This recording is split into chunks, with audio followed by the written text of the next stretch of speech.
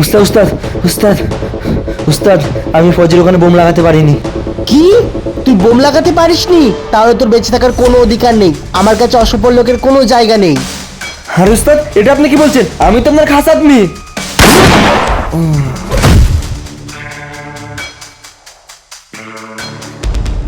এবার যা করার আমাকেই করতে হবে।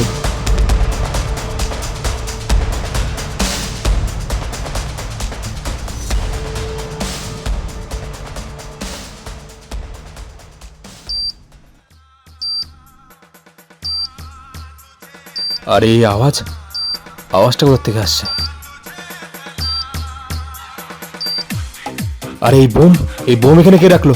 আরে এতে তো বেশি সময় নেই, আমাকে তাড়াতাড়ি দূরে কোথাও নিয়ে ফেলতে হবে।